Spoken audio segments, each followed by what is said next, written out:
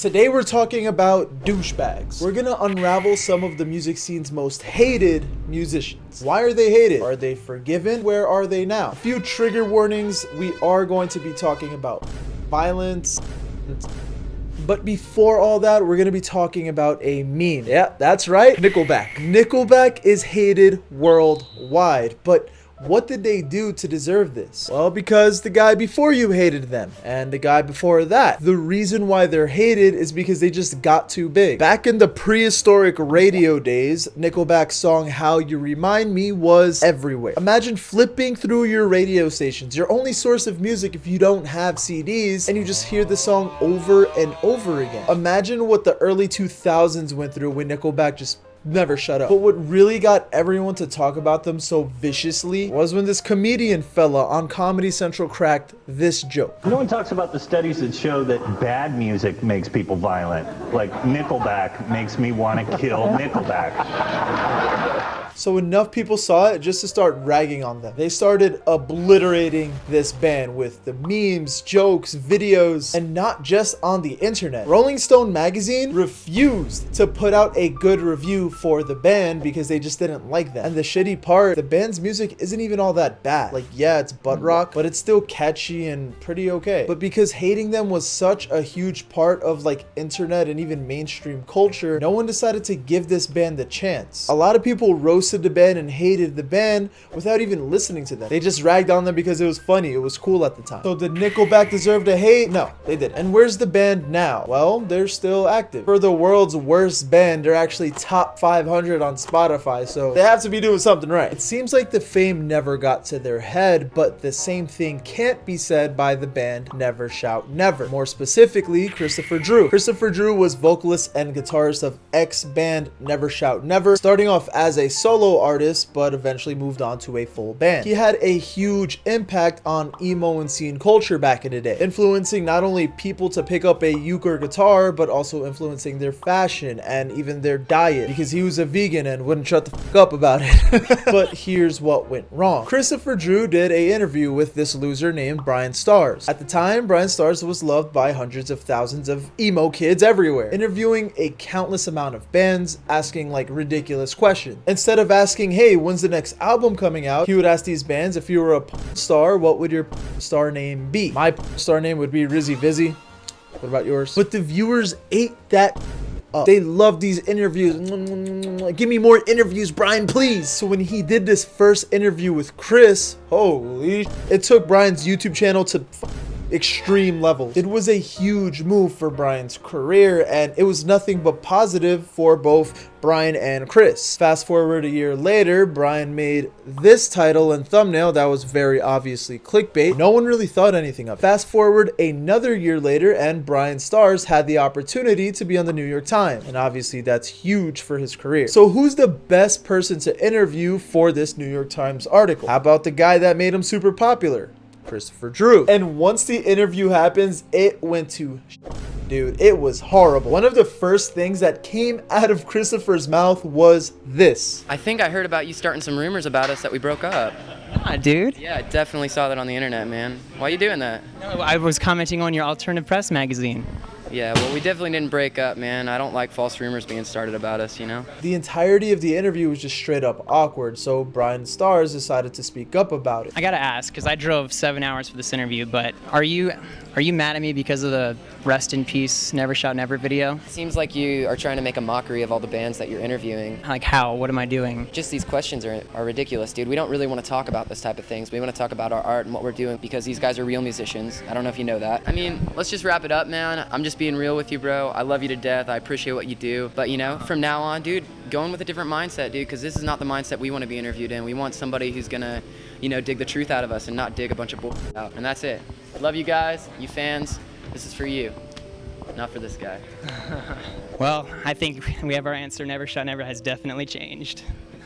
So by the end of it, Chris and the gang just came out looking like complete assholes. And what really didn't help was the way Brian decided to edit the video. He made sure to include him crying and like the amount of travel time it took to get there. And this just made the blow to Never Shout Never like way harder. I think Chris and the boys had a valid reason to be upset. But if you were just going to be a dickhead the entire time, even after Brian apologized and tried to squash the beef, why even agree to this interview in the first place? And the backlash was real. Like, not just viewers and listeners, but bands and YouTubers also talked on Never Shout Never after this. Even Attila decided to dedicate an entire verse to Christopher Drew and their song Call Out. Christopher Drew, how can you talk down on your biggest fan? Your career is on its way to the garbage can. So I'm sure you can put into perspective the amount of hate Chris has gathered. 3 years later, Chris and Brian decided to squash the beef in a third interview. Chris explains that he was in his Bob Dylan phase where he was just acting like a fool to anyone that interviews him. He also says that he was on drugs during the interview and he was at a bad point of his life at that time. Later that same year, he announces his new album Black Cat and even announces that he's going to be playing Warped Tour for the summer of 2015, and Attila was also on this tour. So I guess Chris wore this Attila t-shirt during his set to just squash whatever beef he has with Attila or show his support. I don't know. Nonetheless, we had the old Never Shout Never back, but it obviously would never be the same. So did Christopher Drew deserve the hate?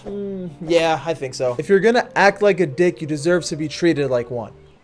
So I'm gonna go beat ya. And where is Never Shout Never now? Well, they broke up in 2018. But Chris did state on his Twitter that he's going to do a comeback. Not sure if it's gonna be solo or full band, but he went from looking like this to looking like this.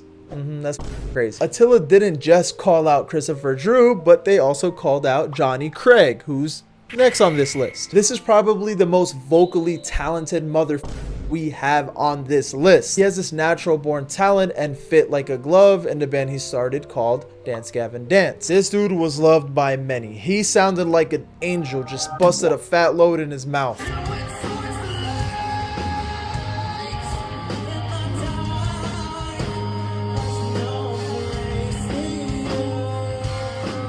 He had the confidence, the charisma, the stage presence. He was the perfect frontman. But the issue is, the guy was unreliable. He's had a drug problem pretty much since he started Dance Gavin Dance. He wouldn't pull up to practices or even shows at times, causing tension between him and the rest of the band. But he ended up getting kicked out of Dance Gavin Dance because they had the last straw with him. Dance Gavin Dance was playing their biggest show at the time, and Johnny Craig pulled up so late, he only played the last song to their live set. Fast forward a little bit and Johnny joined Emma Rosa. Emma Rosa and Dance Gavin Dance did not get along. They beefed pretty publicly, but decided to squash the beef on a tour. They toured together and even titled the tour the Squash the Beef Tour. And at this point, Johnny Craig was doing great. I would even go as far to say as he would be on the Mount Rushmore of post-hardcore kings. Then Vizzy, if he's so loved, why is he on this list? All because he robbed his fans. Literally. The guy stole 30K from people on Twitter. Back in 2011, Johnny decided to post a tweet like, hey, I'm selling this MacBook.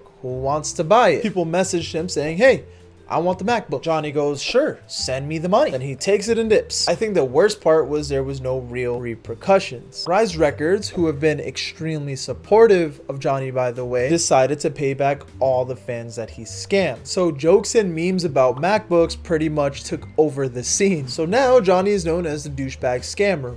But it gets worse. In 2017, Johnny got called out on Twitter for asking the 16-year-old girl for nudes back in 2013. And around the same time, a few of his ex-girlfriends called him out for allegedly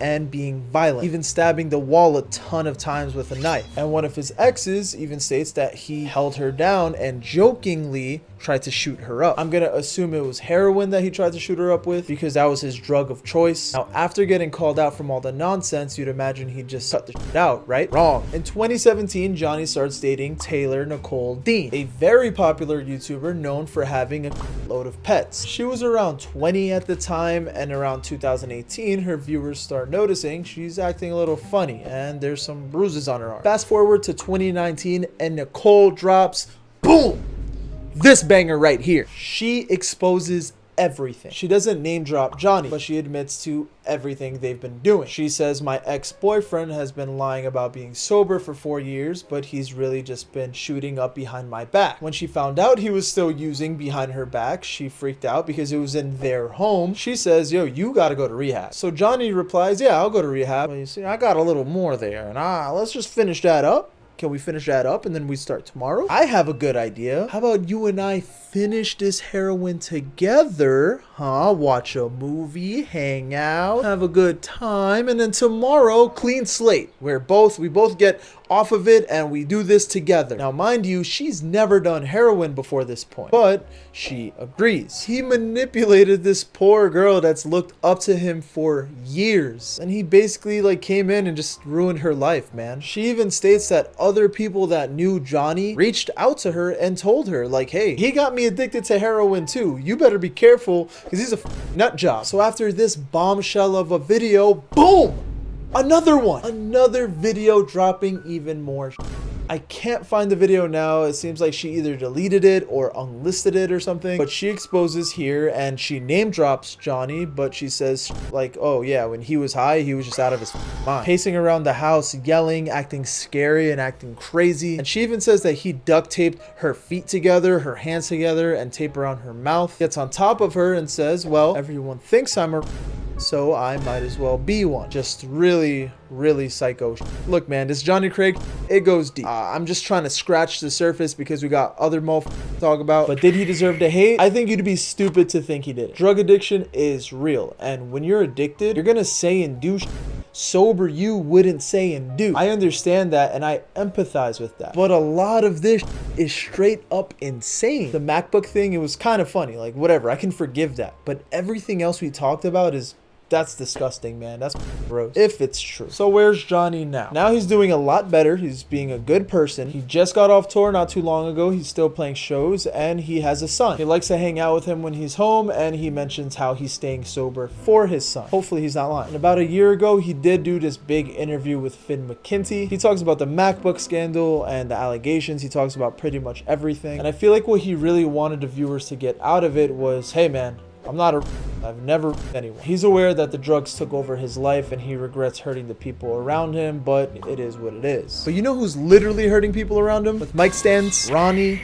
Radke. Ronnie Radke was an iconic emo legend. He started the band Escape the Fate with his good friend Max Green. Remember this guy's name. He put out banger after banger, successful EP in 2006, then full-length album later the same year. First album put him on the map. Ronnie was very successful very early on. But then he gets kicked out of his band because in 2008 he ended up getting arrested. He got caught violating his probation by having brass knuckles on him. But why was he on probation in the first place? For being involved with the of 18-year-old Mike Cook. Long story short, Max Green got into some beef with some dudes over a girl. Max is Ronnie's best friend. He's not taking that so he decides, hey, let's go fight in the desert with these random dudes. So Ronnie and 3 friends pull up to the desert just to find there's 12 dudes waiting on them. Gets messy, shots get fired, and Mike Cook gets shot and killed. So Ronnie gets arrested with 2 felonies: possession of a dangerous weapon and concealment of a dangerous weapon. Then Ronnie took a plea deal to lower his 2 felonies into 1 battery charge. By the way, I want to make it clear, Ronnie didn't kill the kid. He was not the one that shot him, but for some reason, I guess people in the scene don't know how to read because rumors started going around that Ronnie killed this 18-year-old kid, which obviously isn't true. So Mans gets arrested for 2.5 years, comes out and forms Falling in Reverse. And again, banger after banger after banger. Nothing but love for Falling in Reverse. But then wait, how about a domestic violence charge? In 2012, Ronnie gets arrested for striking his ex-girlfriend,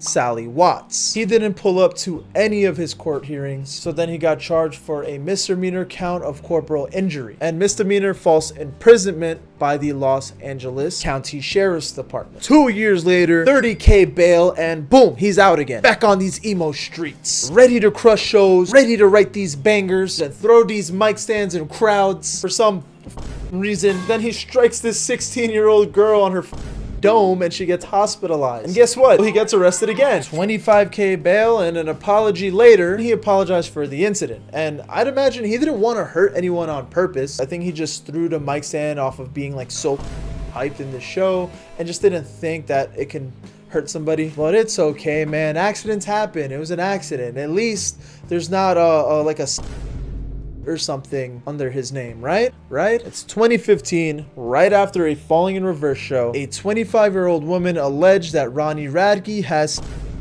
her in front of their tour bus driver. There was no evidence of this, so he couldn't get charged, but there were eyewitnesses of her being drunk leaving the bus. So Ronnie says, "F it. I'm suing you now for defamation." Just like Johnny Craig, this is just scratching the surface. There are countless of stories of Ronnie just being an egotistical douchebag, starting beef with Attila a few times, Icy Stars, his old band Escape the Fate. So, should Ronnie be forgiven for his actions? The mic stand thing, yes. Like I said, it was an accident. He was just super hype. He's like me. He's dumb. He's silly. He's funny. He's quirky. And he's never actually committed any. Someone else did. So yeah, I think that first half, I think it should be forgiven. That's a tough one. Make your own opinion. I don't even know myself. I didn't really look too deep into the story. I don't know who's lying, but obviously this is a very, very serious thing. But what I don't forgive him on is just being a nuisance to the scene, just being the 6ix9ine of the alternative scene, causing trouble with everyone, being a dick. I think he recently like beefed with Anthony Fantano. I'm not a fan of that at all. Where is he now? Well, he's still being Ronnie, still dropping music. He's still being successful at it, still getting into beefs like I just said. Anthony Fantano, still doing tours and still living that rock star lifestyle, but nothing really changed for the guy. If you click this video, I'm pretty sure you've seen a band live. Are you a fan of mosh pits? Click right here. Let's talk about this controversial dance and share with me your mosh pit stories.